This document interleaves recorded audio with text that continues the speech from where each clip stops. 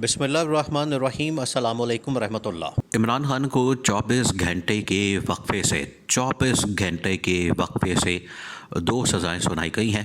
एक इमरान खान को सज़ा सुनाई गई है तोशाखाना में, एक इमरान खान को सज़ा सुनाई गई है साइफर केस में।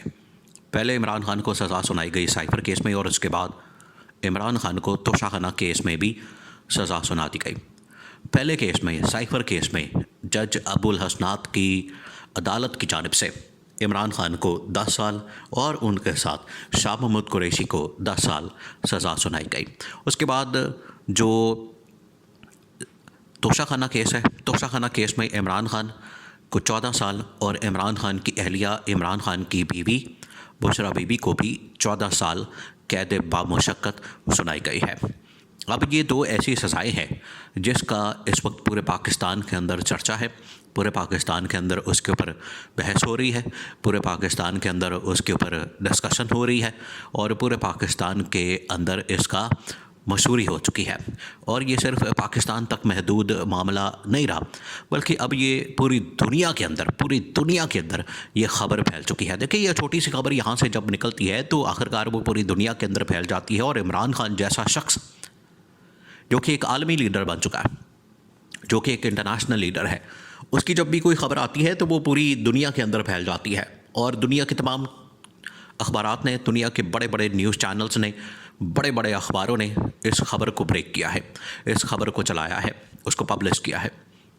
अब इसको असल में पाकिस्तान के अंदर लिंक किया जा रहा है पाकिस्तान की इस्टेब्लिशमेंट के साथ। ये बड़ा एक तशवीशनाक इस पूरी सूरत हाल का पहलू है। ये क्यों तशवीशनाक है? उसकी वजह यह है कि यहाँ पर इस मामले को पाकिस्तान के इस्टेब्लिशमेंट के साथ जोड़ा जा रहा है, यानी कि पाकिस्तान के मौजूदा army chief general Asim Munir के साथ। ये जो सूरत हाल है, ये जो सिचुएशन है, ये बड़ी तशवीशनाक है, जिसके ऊपर इस्टेब्लिशमेंट की जानिब से बड़ा दो टोक अंदाज में कैटेगोरिकली रद्द अमल सामने आया है। इंतहाई अहमियत का हामिल यह रद्द अमल है और यह पूरा मामला इस वक्त तशवीशनाक सूरत हाल इख्तियार कर चुका है। इस पूरे मामले को आपने समझना। देखें, सबसे पहले तो इस बात को अब पाकिस्तान का बच्चा जान चुका था कि इमरान खान को 8 फरवरी 2024 से पहले सज़ा देनी है और ये तय किया जा चुका है, इसका मंसूबा बन चुका है, प्लानिंग बन चुकी है।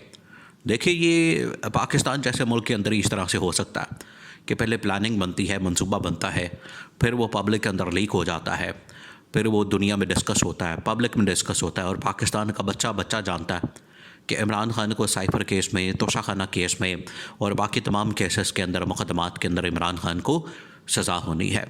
तो फिर आप जब इस तरह की बातें होती हैं, जब इस तरह से मामला पूरी दुनिया के अंदर फैल जाता है और उसके ऊपर लोग बहस करते हैं, उसका चर्चा होता है, तो फिर इस किस्म के निज़ाम के ऊपर लोग किस तरह से एतमाद कर सकते हैं? आप ख़ुद बताएं कि लोग कैसे एतमाद कर सकते हैं जब आप इस तरह से निज़ाम का खिलवाड़ करेंगे, जब आप इस तरह से इंसाफ का कत्ल करेंगे, आइन और क़ानून की धज्जियाँ उड़ाएंगे और जो कानून है उसकी खिलाफ वर्जी करेंगे, उसको रौंदते हुए, उसको नेस्तो नाबूद करते हुए अगर आप इस तरह के फ़ैसले सुनाएंगे तो फिर कोई भी शहरी पाकिस्तान के अदालती निज़ाम के ऊपर ट्रस्ट नहीं करेगा, एतमाद नहीं करेगा।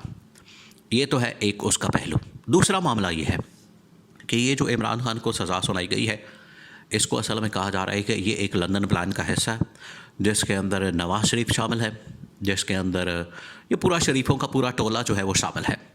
आप मुख्तसर ये कह लें कि शरीफों का जो पूरा टोला, जिसके अंदर नवाज़ शरीफ, शहबाज शरीफ, मरीम नवाज़, इसाक डार और जो भी इनकी जो टॉप लीडरशिप है, वो सारी की सारी इसमें शामिल है कि इमरान खान को किस तरह से हमने आउट करना, सिस्टम से निकालना, उसको माइनस करना, उसको डिस्क्वालीफाई करना, उसकी पार्टी को ख़त्म करना, उसको भी क्रश करना और पार्टी को भी क्रश करना। इमरान खान को इलेक्शन से पहले उसको सज़ा दिलवानी है। तो ये सारा कुछ हो रहा है। अब इसमें जो सारी बात या उंगली जिस तरफ उठती है या जिस तरफ इशारा होता है, वो असल में पाकिस्तान की इस्टेब्लिशमेंट की जानिब होता है। तो ये बड़ी तशवीशनाक सूरत हाल है।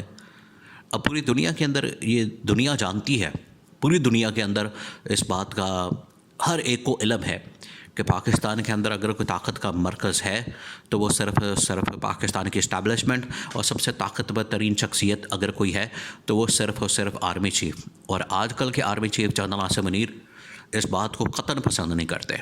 उनके ना मिजाज के अंदर है, ना उनकी शख्सियत के अंदर है, ना वो इस किस्म के आदमी है। एक तो वो मीडिया प्रोजेक्शन के बिल्कुल भी आदी शख्स नहीं, ना उनके मिजाज के अंदर है। दूसरा ये कि जब कोई गलत बात उनके साथ मंसूब की जाती है, कोई गलत चीज़ उनके साथ मुंसलिक होती है, लिंक की जाती है, तो उसके ऊपर जनरल आसिम मुनीर का जो रद्द अमल, जो रिएक्शन है, वो आखिरकार फिर देखिए, जब एक इंसान इस तरह का होता है कि वो इन तमाम चीज़ों से दूर रहता है, उसका सियासत से कोई ताल्लुक़ नहीं, और ये जनरल आसिम मुनीर कोई एक मरतबा नहीं कई मरतबा कह चुके हैं कि हमारा सियासत से कोई ताल्लुक़ नहीं, हमारा इससे कोई लेना देना नहीं। आपने सियासी लड़ाई लड़नी है, सियासी मैदान के अंदर जाएं। आपने सियासी लड़ाई लड़नी है तो अवामी मैदान के अंदर जाएं। हम सिर्फ जमहूरियत के लिए, जमहूरियत की बहाली के लिए, इदारों की मजबूती और ताकत के लिए, और पाकिस्तान की सालमियत, पाकिस्तान की खुदमुख्तारी और पाकिस्तान की जो सिक्योरिटी है, उसके लिए हम हर वक्त चौकस हैं, हर वक्त तैयार हैं, और कोई भी इस मैदान में हमें नहीं हरा सकता। ये जनरल आसिम मुनीर का बड़ा दो टोक मौक़िफ़ है इस मामले में। इस वजह से जब ये बातें की जाती हैं और चीज़ों को लिंक किया जाता है इमरान खान के साथ या किसी भी सियासी जमात के साथ या मुल्क की सूरत हाल के साथ या सियासत के साथ, तो इसके ऊपर फिर पाक फ़ौज की जानिब से उसके ऊपर, उसके अंदर बड़ी रिसेंटमेंट पैदा होती है, उसके अंदर बड़ी एक मज़ामत पैदा होती है। वो इसको अच्छा नहीं समझते, और ये जानबूझ के इस तरह का इंप्रेशन फैलाया जाता है, ख़ास तौर पर नून लीग की जानिब से और शरीफों की जानिब से या शरीफ ख़ानदान की जानिब से, क्योंकि उनको पता है कि हमने इनकी लड़ाई करवा के रखनी है। देखिए, ये जब भी बात करते हैं शरीफ ख़ानदान वाले, 9 मई का बार बार जिक्र करेंगे। अब दुनिया ये कह रही है कि 9 मई को भूल जाए, आगे चले, मूव फॉरवर्ड, अब आप भूल जाए उसको। और ये अगर कोई 1000 बंदे ने, 2000 बंदे ने अगर इस तरह का कोई वाक़या किया है तो आप उसे 2-2.5 करोड़ को सज़ा नहीं दे सकते, ये नहीं हो सकता। इस वजह से आगे बढ़े। लेकिन ये नून लीग वाले 9 मई 9 मई 9 मई, जल से जो जहाँ शुरू होता है उसको बस 9 मई 9 मई याद आता है।